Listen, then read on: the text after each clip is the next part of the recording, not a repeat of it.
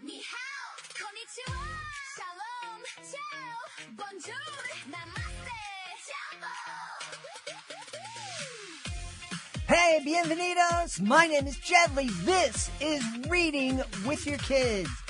We are coming to you from the beautiful, book-loving neighborhood of Reedville, the loveliest neighborhood in all of Boston. You know, Reading with Your Kids, it's more than just a podcast. It's a movement.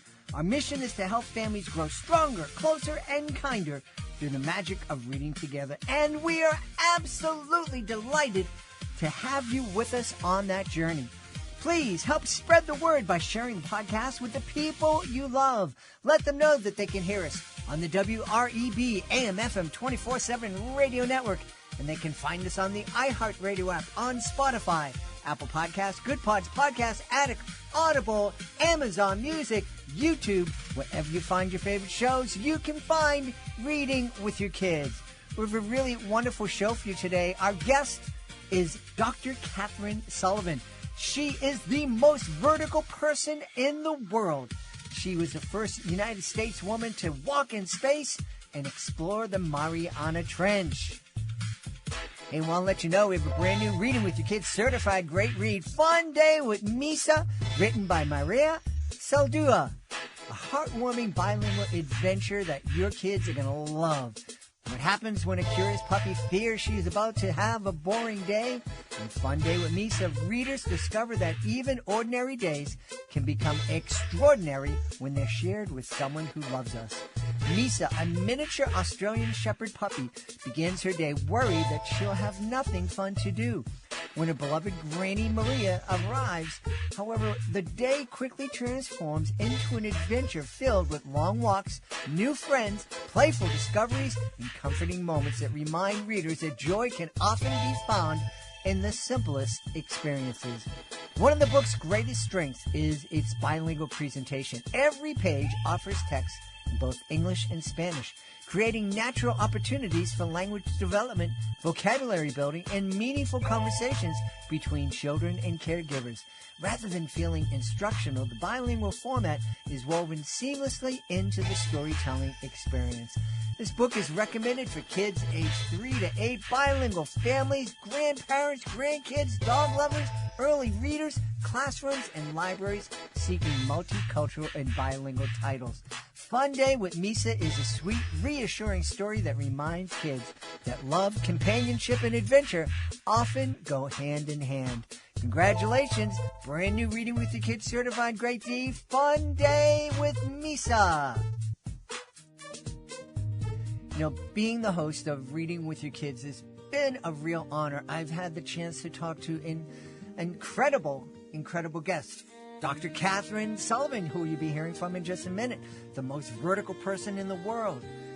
Also have had a chance to speak to some incredible authors, and one of those authors passed away last week, Jane Yolen, author of over 400 books. She first appeared on our show back in April 1st, 2021 to celebrate book number 400, Bear Outside. I wanted to play some highlights from that interview. And in a moment, you're going to hear Jane talk about where ideas come from, how stories can be kind of armor for kids, and how paying attention to the world around us can turn even the smallest moment into something magical. Here's Jane Yolen. I kept the picture of this little girl looking at the bear's mouth, looking empowered rather than scared, and I thought, there's a story there, I just don't know what the story is. And about 4 years later, I figured it out. Sometimes a story takes a long time. Sometimes it's right there at the very beginning. Mm-hmm. Is that part of the key to be able to write 400 books, is that you have ideas, and if they're not coming, if the story doesn't come to you at that moment, you file that idea away and keep coming back to it until a story emerges? That's part of it. The other part of it is I call paying attention. I think that ideas are everywhere. And when I teach writing picture books, which I do often with my daughter, I'll take the students out and I will say, we'll walk in the back of our property, and I will say, if you don't come back in half an hour with 10 ideas, you're not working hard, and so when I was showing them how you do it, I said, oh, look, here's a little stone that's sitting up on top of a fence post. How did it get there? Did an animal bring it there? Did a bird bring it there? Did an elf bring it there? There are three different ideas. All, I don't know where they're going, but that's the start of an idea. So I don't think it's the idea. It's what you do with the idea. Because if I had given the idea of the girls inside the bear to Maurice Sendak, to Tony DePaola, and to Shel Silverstein, we'd all come up with a different book.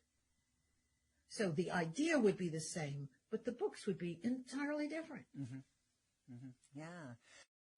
Tell us a little bit more about Bear Outside and about this little girl who's looking out the mouth of a bear. Well, when you look at the picture that's on Jen's website, it's a picture of a girl, and the bear looks as startled as the girl does, but it's a darker picture than I was wanting to put into the book. I wanted to write a book about girl empowerment, really. And this is a child who has found her own way. She has, which is clearly an invisible friend who is a bear, who she wears like a suit of armor.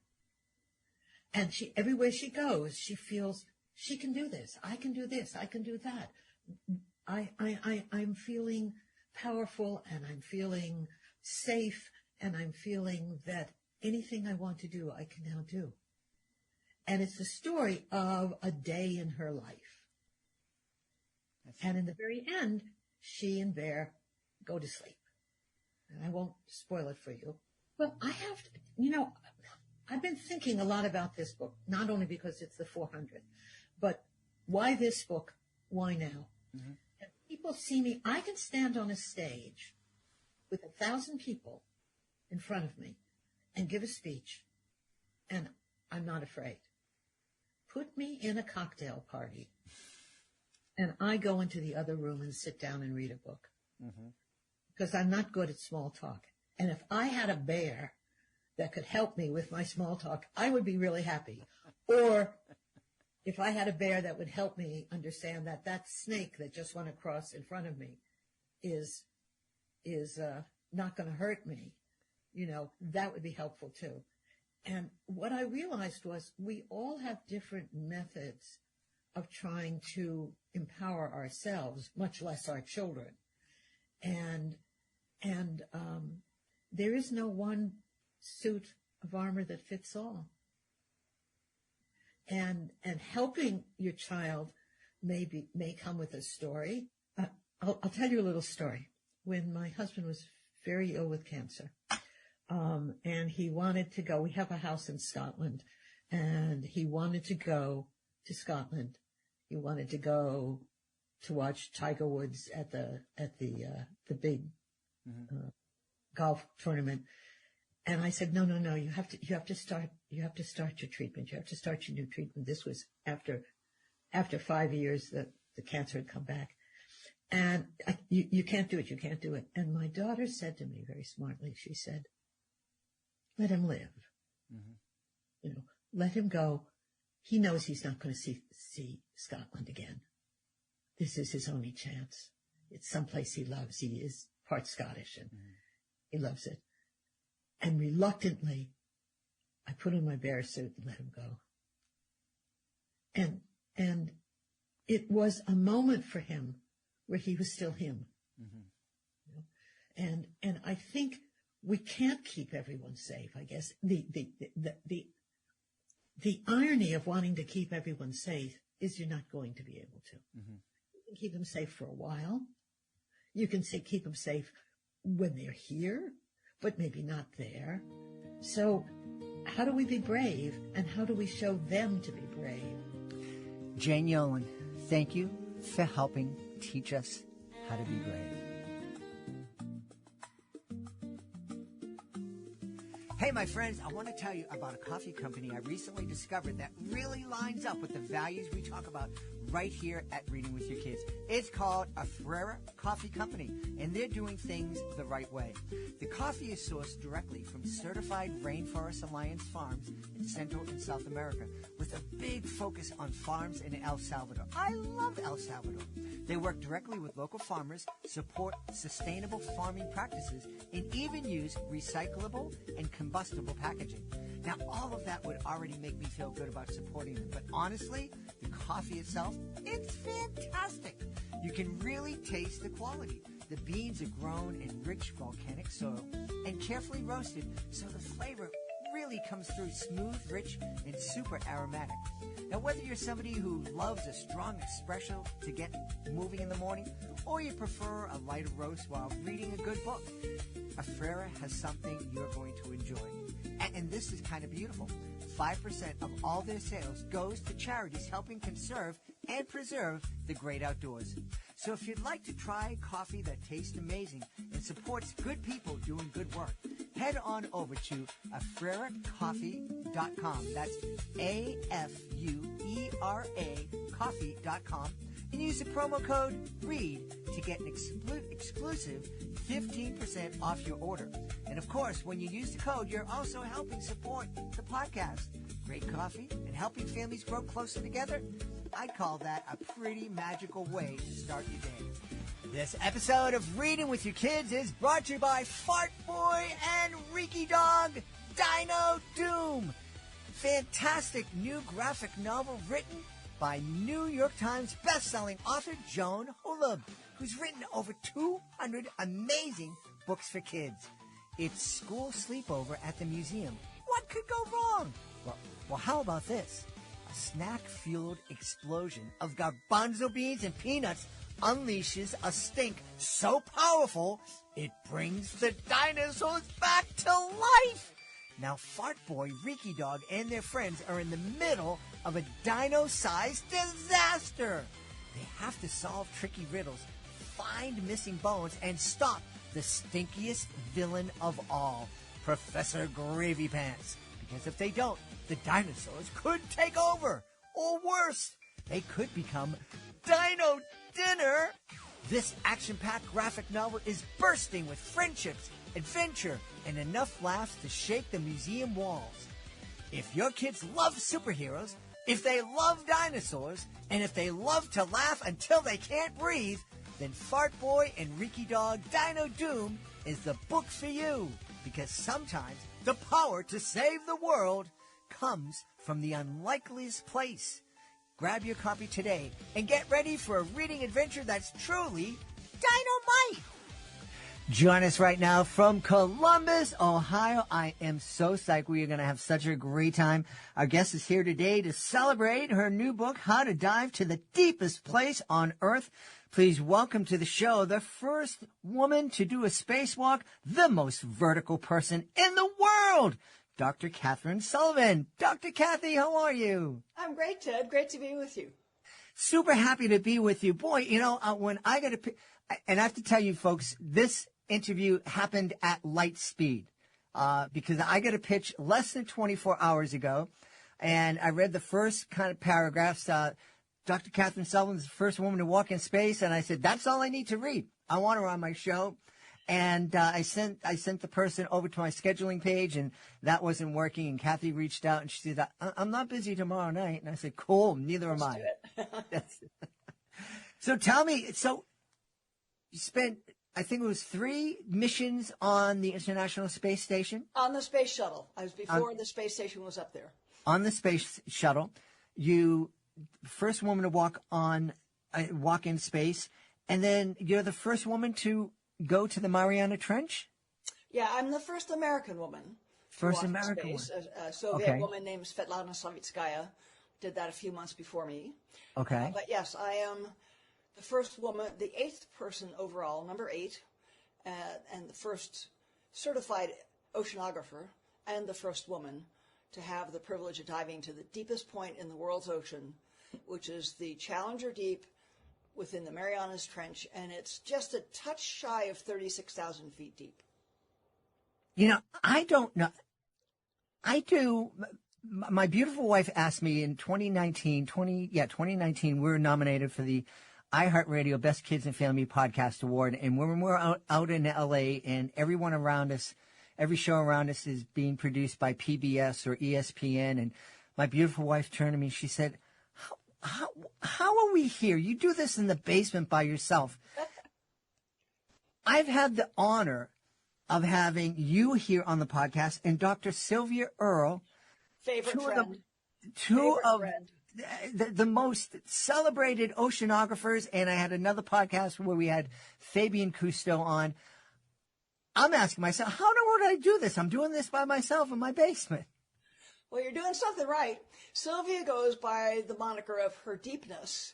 And when I did the dive, a lot of people said to me, well, you're going to take that over, aren't you? I've known Sylvia for 40 years and adore her. I said, no, she is forever her deepness, but I'll take her deepest. Okay. I had heard about Dr. Sylvia being referred to as her deepness, but I didn't know she was cool with it, so I didn't. No, she's quite cool with it, and she puts it to very good use in raising awareness of the ocean and conservation issues and inspiring people about the sea. So there's so many things I want to ask you. The first thing is, I get nervous walking down a set of stairs these days. I'm almost 100, but, how do you go up in space and down to the, I don't know which one was scarier for you, going up into space, walking in space, or going down to the deepest part of the ocean? Well, I'm probably pretty weird in that regard because I didn't find any of them scary, like horror movie scary. Uh-huh. They're both very dangerous, but I grew up around driving small boats and flying small planes with my dad. And so from a very young age, I learned a lot about how do you think about something you're proposing to do and really think through, well, what are the risks and are they worthwhile? Am I doing this just for giggles and grins? Am I doing it because there's a greater value or purpose being served? And you might make a different decision about how much risk you're willing to bear in those two cases. But you also learn how to think about, well, that could happen. That would be a risk. Okay, how could we prevent it? Or what would we do if it did happen? And it just becomes like a well-used muscle to think through something like a small airplane flight or a space flight or deep sea dive that way. So I was highly alert. I was really thinking carefully about the risks and the why is this worth doing in both cases. But I'm a scientist with a fair dose of engineering added in to boot. And so that mindset of, okay, but we can figure this out. And if X happened, there are these three things we could do to make it right or to come back safely. And because there's this value to doing it, just in my judgment, someone else might have a very different view, but there's this value to doing it, so it's worth this effort and it's worth accepting a certain amount of risk. So, you can die doing either one, as we've seen, space shuttle accidents, submersibles, very badly, stupidly designed submersibles imploding. Before that incident, there's about a 70-year history of zero accidents in diving in the deep sea if you do it the smart way it is known to do it. So I've done my homework on both of them before I ever embarked on them and satisfied myself. Again, it's a very individual judgment, but satisfied myself that the technology and the engineering and the competency and integrity of the human teams that are putting it all together, they are sufficiently trustworthy to go pursue that goal. Yeah. I like that you mentioned teams. Yeah. Because obviously going on the space shuttle, going to the Mariana Trench, that's not something you do on your own. Sure. There's small puppy interval here. Squirrel alert!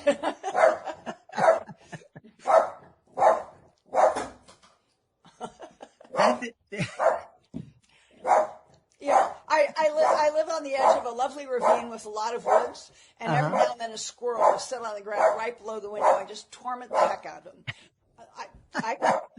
Let me step off camera for a moment and solve Sure this. thing, no worries. So let me introduce you to Murphy, my squirrel chasing puppy. Hey, Murphy, what's going on, bud? He should be a little calmer now. Very good, very good. As I was saying, I'm so glad that you mentioned teams, because one of the things that I wanted to instill in my kids as they were growing up is, because they're playing sports, they're in theater and all this, and everybody wants to be the star, wants to be the focus of attention, and that's all well and good, but not everybody can be, and you can still be a part of that accomplishment by being part of the team. You can't get anything done if everyone's vying and fighting to be at the front of the stage or the headline name. I've come to think, and said this to a lot of audiences over the years, I really believe this is true. The only thing any of us actually do all by our own is have the start of a good idea. And anything else from there, turn it into a play, turn it into a space flight, turn it into a Little League championship or a World Series championship. Anything else from there requires other people joining you in the cause or helping you or guiding you or funding you or whatever it might be. So you may be the start of the idea. Yeah. There's very, very little in this life that you can do truly on your own. Yeah. That's what I used to, I made a living doing educational magic shows for 35 years. And I oftentimes would get kids asking me, you do this by yourself? And I'm like, not really. You see only me. Yeah. I mean, on a space shuttle flight, you see 4, 5, maybe 7 people in fancy blue flight suits. There's 1,000 plus people who are just as indispensable.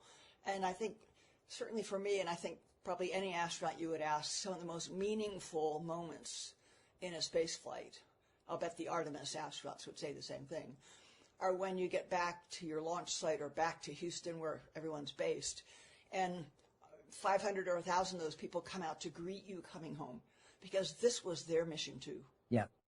Yeah. And it is one of the most wonderfully magic moments. And I know very, very few astronauts.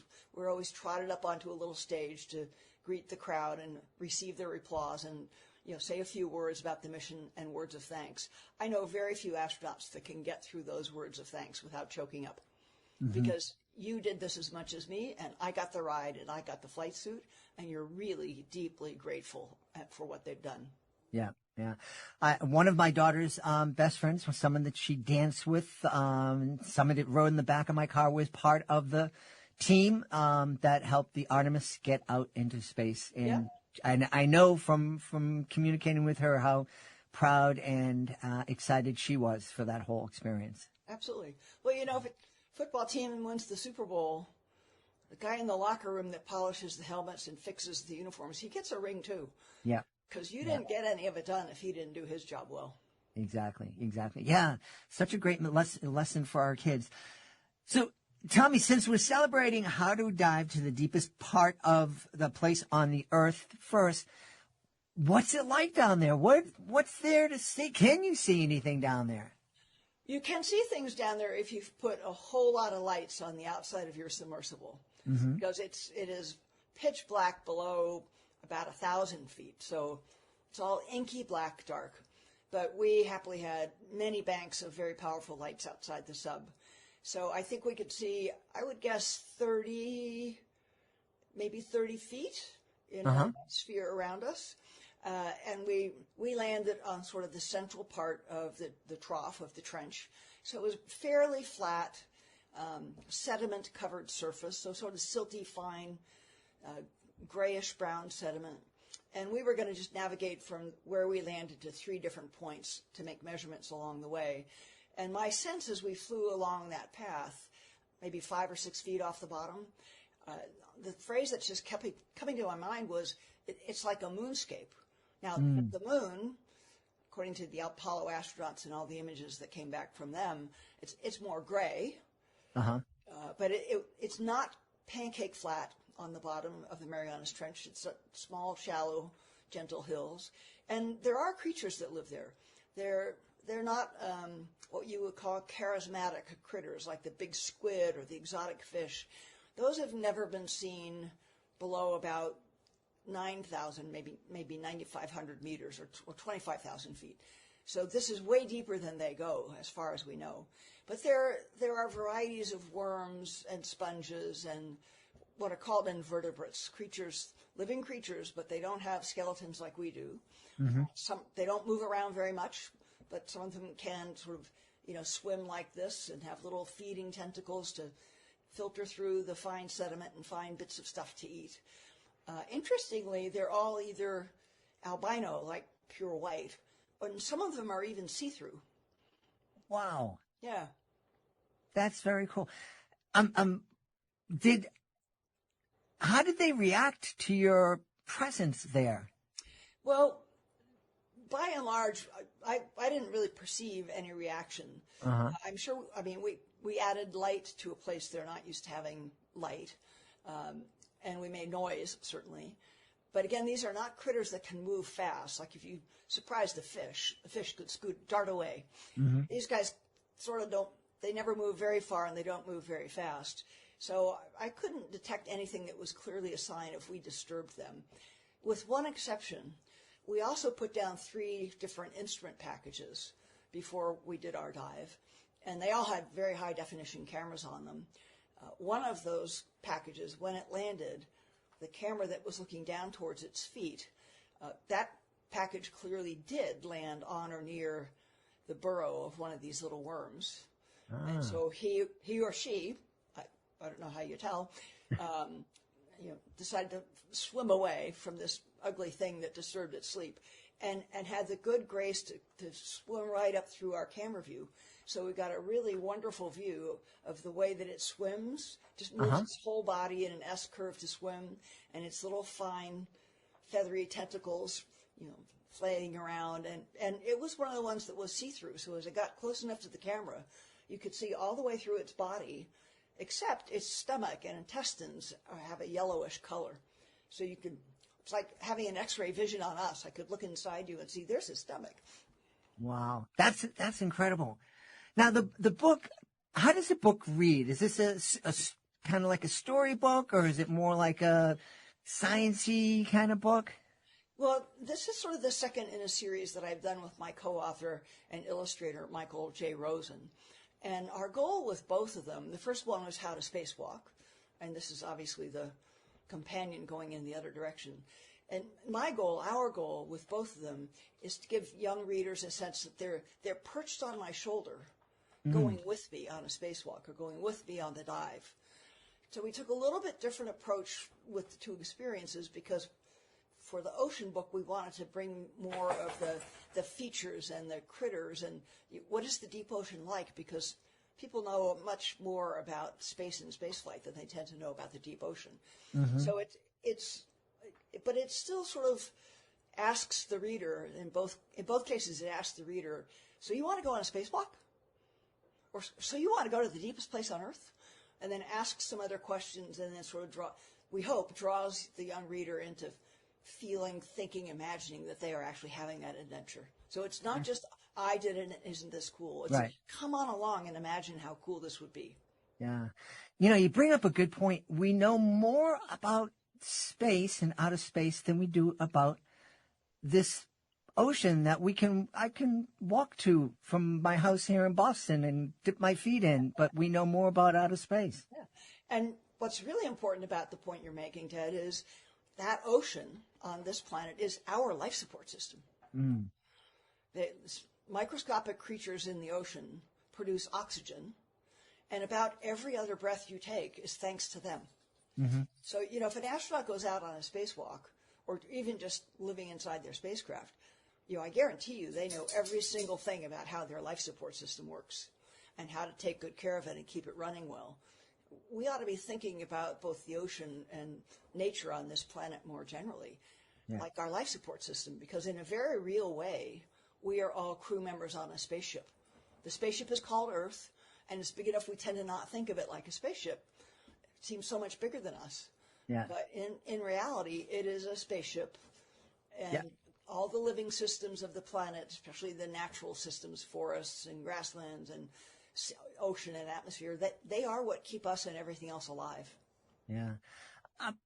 I really love that, because the reality is, as you said, we're traveling through space on this giant ball, and it's really fast too.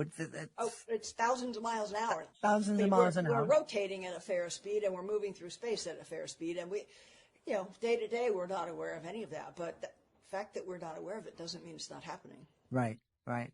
And I love that you're reminding us that the ocean and the forest and nature, it's the engine that keeps us alive. It's our life support system. Yeah. So important. And I'm embarrassed that I'm aware, that we get the oxygen from the trees and everything, but I never saw it in that kind of way. So I'm really happy, that we see that. I have to ask you about the spacewalk, because I grew up, I remember coming out of, the movie theater. We had seen a Godzilla movie, and coming out and getting into my aunt's car and listening to the first landing on the moon. Oh, wow. And that whole thing was just, space was just so exciting for us. And the idea of being out in space and walking in space, what was that like? Well, if you're doing a spacewalk around the space station or the space shuttle, walking is the wrong verb. Because you're in zero gravity. Your feet are pretty useless. Okay. Unless you need to turn a wrench or something. Uh-huh. And if you need to do that, you sort of anchor your feet on something so you can, put the torque onto the wrench. But I tend to think of it as, imagine having a jungle gym at the bottom of a swimming pool, and imagine you could breathe underwater with ease.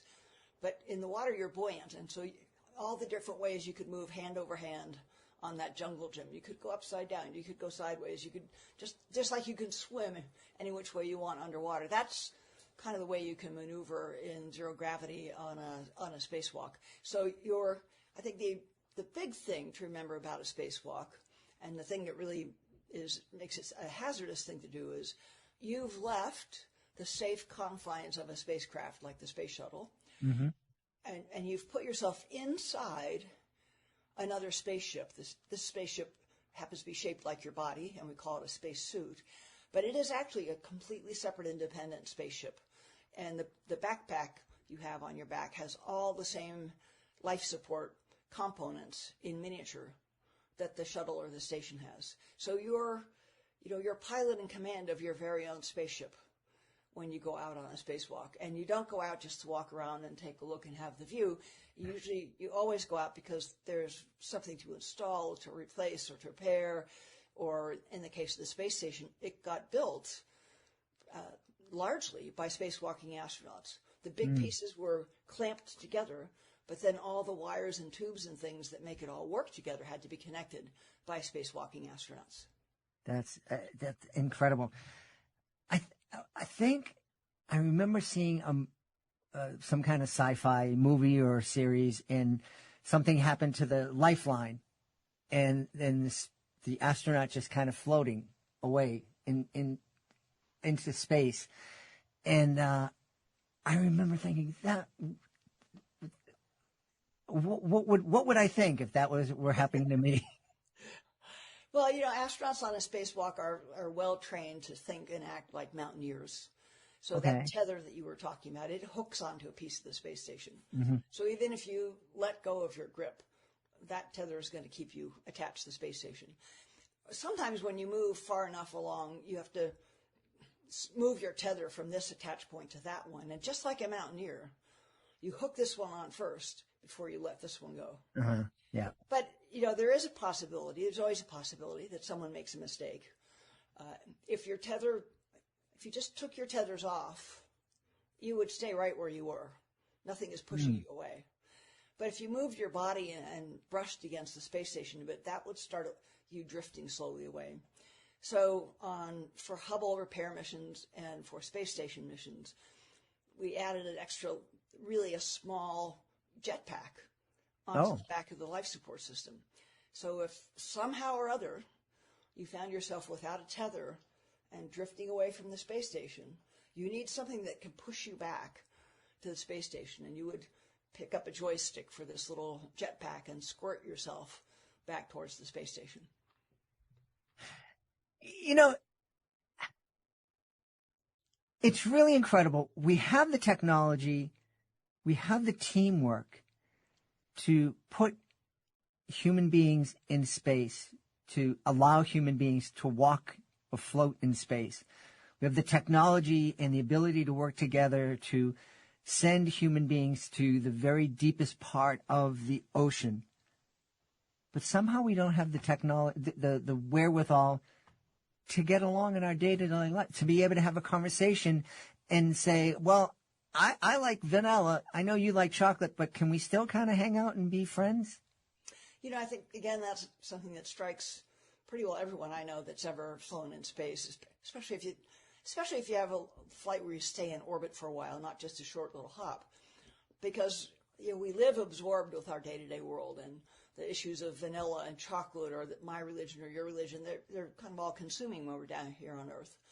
But you get up into orbit and you look back at this one single beach ball that you actually live on, and you actually see it as sort of a beach ball, or unless you're the lucky guys of Artemis, then you see it as a little marble off in the distance. But I think it comes screamingly through to everyone that everything I have felt so preoccupied is clearly vanishingly small and insignificant compared to this reality.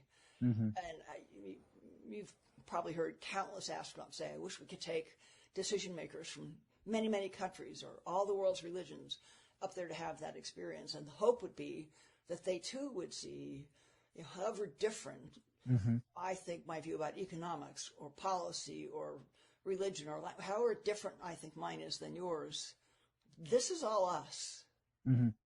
You know, what binds us together is far greater and more important than these issues we want to skirmish about.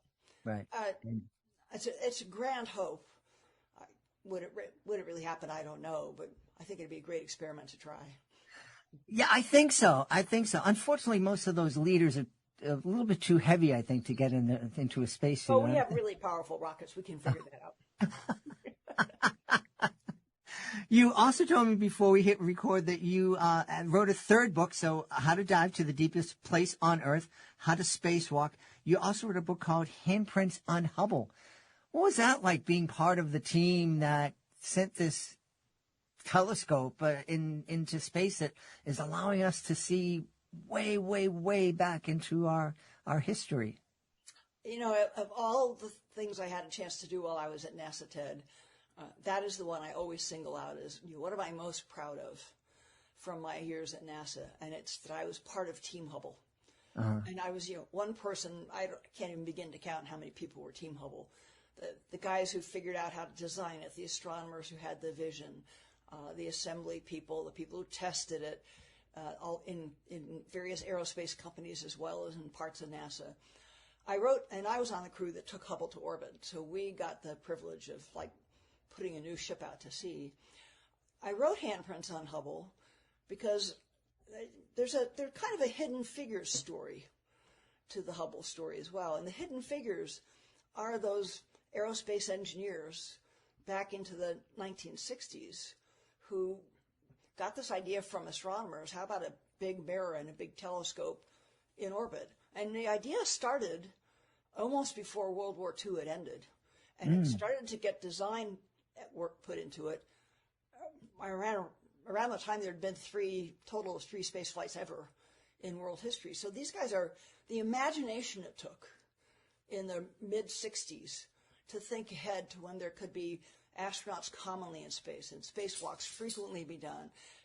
None of that existed when they're coming up with these ideas. Mm-hmm. And then to think about, well, what architecture? How do you lay it out?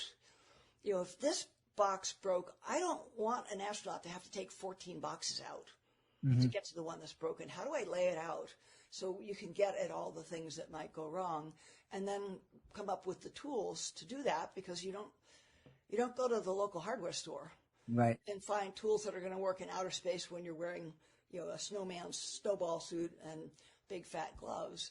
And no one had ever told their story. So we took Hubble to orbit in 1990. The promise that NASA engineers made, it would work until 2005. It's 2026, which is 21 years after that. And Hubble is still working and turning in groundbreaking science. And that's all down to this batch of engineers that had the imagination and the foresight to produce the architecture and come up with the tools. And they trained every astronaut crew that went and serviced it, because they had the really deep, detailed knowledge. So the reason it's still running, it's absolutely down to the astronauts who flew up and did the repairs. But every member of all of those crews would tell you it's also really down to these guys. And their story was never told. Right. All right. I'm so happy you told it.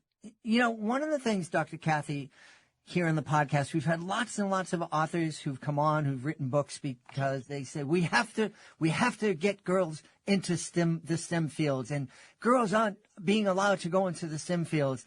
And you're a girl, and you're in the STEM fields, and you've been in the STEM fields for a while. Where did you get the strength and the determination to say no to, to tell all the people who were kind of gatekeeping and saying the girls can't do this or women can't do that, to say, no, watch me, I'm going to do it? Well, both of my parents just completely fed my curiosity, and my brothers, by the way. And in our world, in our family, the ground rule was, if you're interested in something, we will help you explore it. Neither of us ever heard. My brother could have been interested in ballet. He would never have heard, boys don't do that. And I was always curious about what's it like to do something? What would it be like to just doing things and making things, not just imagining games? So my father in particular was just brilliant at bringing both my brother and I alongside him as kind of co-learners, co-explorers with whatever he was doing. And of course, this all started with little itty-bitty baby steps. But even the little baby steps, when you feel you did something your papa is proud of, although it was a tiny little thing because you were 4 years old, that bootstraps itself, right? That feeds your desire to keep learning and doing and trying things. So they fed that without filter the whole way through. And a little later in life, when I start hitting the ages where you start to get the social signals from your peers. That is, I was athletic and I was smart.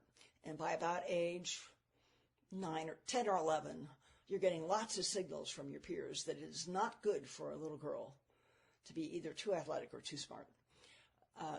But my parents also had instilled the notion that no one gets to edit what you're interested in. And they may feel very free to tell you about it, but that's just their opinion. They don't get to edit what you're doing. And again, as long as I could, at home, I only found support and encouragement to keep being smart, keep being curious, keep learning, find what motivates you and go for it. So that was like being inoculated against the worst of those social pressures. Yeah. And I think for young girls, the most important influence in that regard is your father. Because if your father adores and admires you, whether you're a dirty tomboy with a scraped knee or a pretty ballerina going to a dance, you're glorious regardless, or you can be mixtures of all those things, then you will know it's up to you. Yeah, I love that. And I love that you're kind of reinforcing why I started reading with your kids, because I've always said, that the relationship I have with my now adult kids was built on a foundation of reading. And reading with my kids turned into cooking with my kids and playing ball with my kids and exploring with my kids and teaching them how to drive and all that other kind of stuff. And it sounds like that's the exact same thing you and your dad and you and your mom had. The other piece I would add to that, because those are exactly the right elements, but I would also add dinner table conversations. Because it would be partly a chance to express ourselves and pretty confidently without filters or, being, sniped at. But it was also sometimes hearing how grown-ups plan something or solve something. And I really liken all of this to it's exactly the same as building a muscle in the gym. Mm-hmm. But you're building the muscle of curiosity. You're building the muscle of problem solving. You're building the muscle of a person. You're building your mental and intellectual muscles. Yeah. And we all start at baby steps with all that stuff. So the more you can exercise them from a young age, the more natural it is, and the more confident you are at any given age. Life will still scuff you up and put you on your rear end now and then, but you have a little more sense that, well, okay, but I've had to pick myself up before. Okay. Sure. Mm-hmm. Yeah. I love that. And I love that somebody who's used so much technology to do so many amazing things sits down and says, probably one of the most important things was hanging out and talking to my parents at the dinner table. Very big influence. Yeah. So I have a niece that I've mentioned here in the show a lot. She is studying biomedical engineering in college. She's getting close. She's worried because she's hearing all the doomsday predictions of AI taking over all the different jobs and money and research and whatnot. And sometimes, her uncle, is trying to encourage her. But, what do I know? I'm just a dopey guy who does a thing in a basement.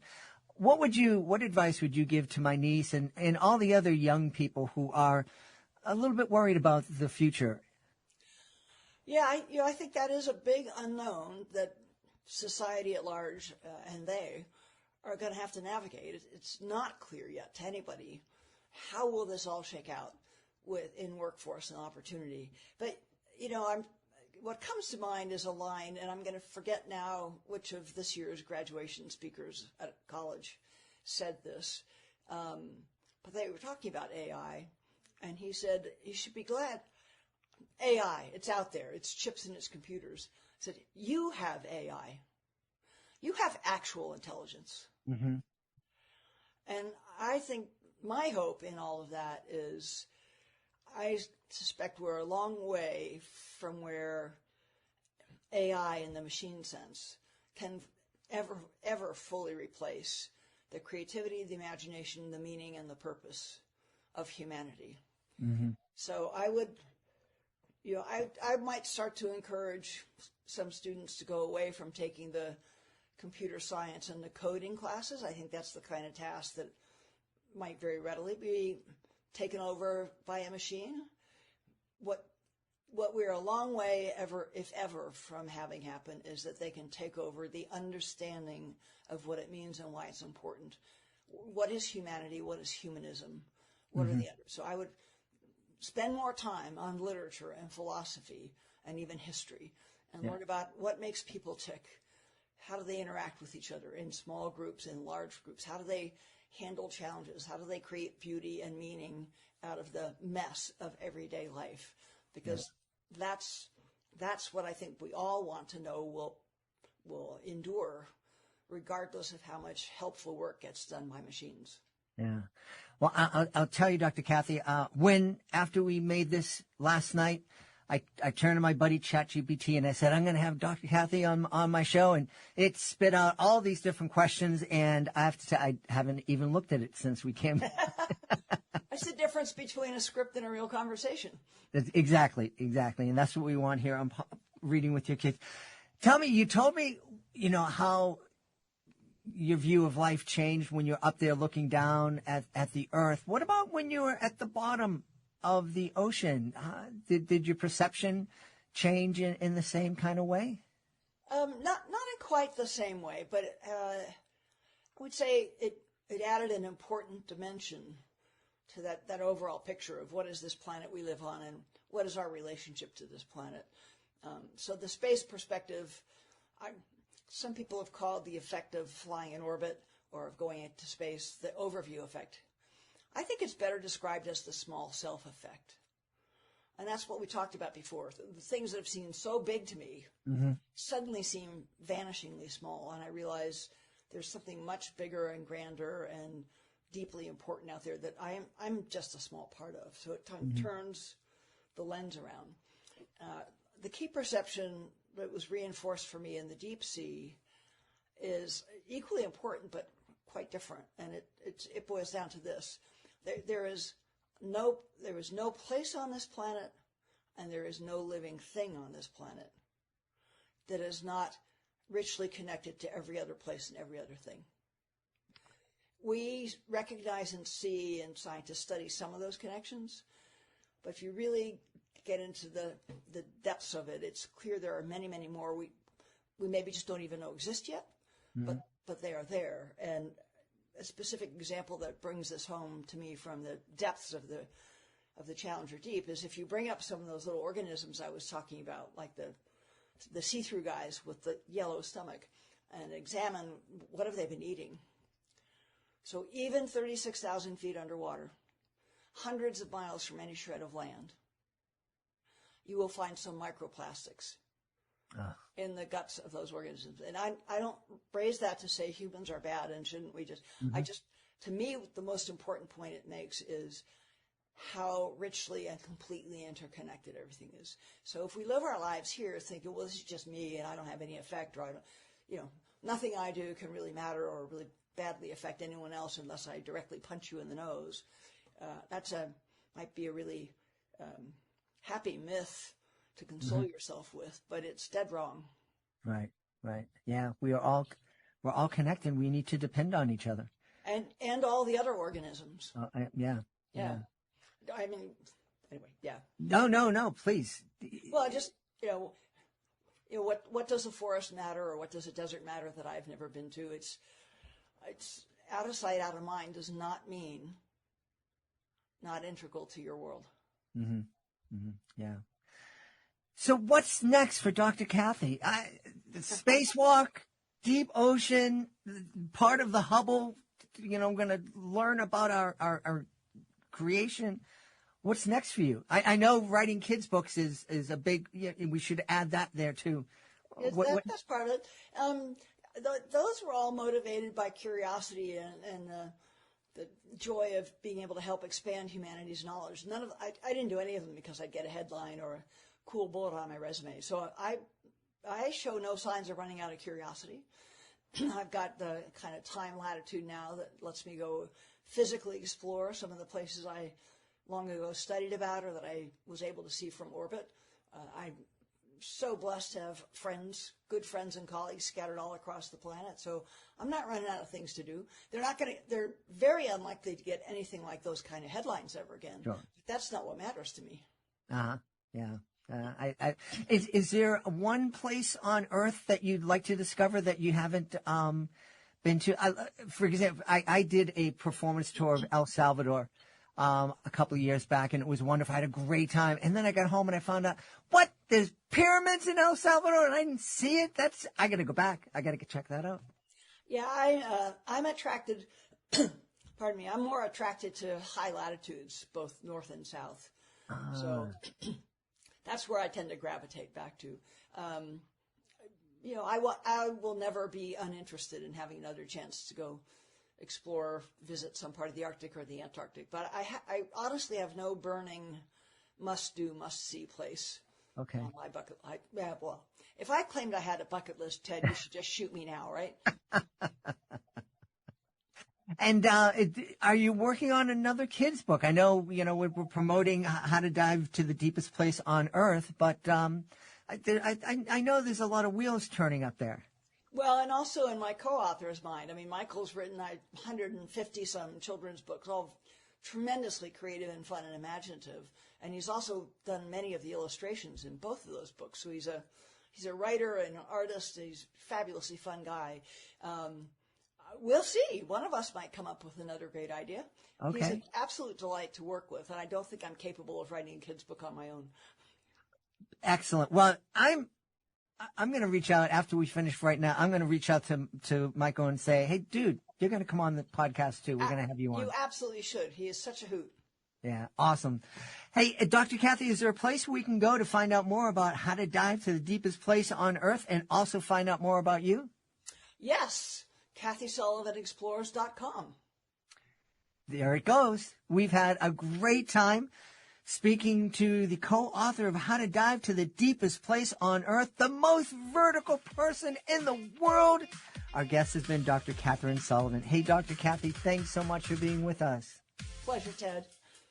Hey, we hope you've enjoyed this episode of Reading with Your Kids and will join us for the next exciting episode of the show. If this episode made you smile or gave you something to think about, please consider sharing a link to the show with someone you love. Leave a 5-star review and, of course, subscribe to the show wherever you find your favorite shows. I want to thank the folks who made today's show so wonderful, starting with our guest, Dr. Catherine Sullivan. Please be sure to check out how to dive to the deepest place on Earth. Also, check out how to spacewalk. I also want to thank Jane Yolen. Jane was a wonderful guest, an amazing author. Thank you for all the stories and love you brought into the world, Jane. I also want to thank my team, Daylene Rose, Advina Lopez, Chris Doherty, Ella Badier. I want to thank my beautiful wife for all the support and love she gives me. Most of all, we all want to thank you. Thank you so much for taking the time to join us today. And as always, thank you so very much for taking the time to make the world a better place. And you do that every single time you read with your kids. I'll be looking for you in the next episode of Reading with Your Kids.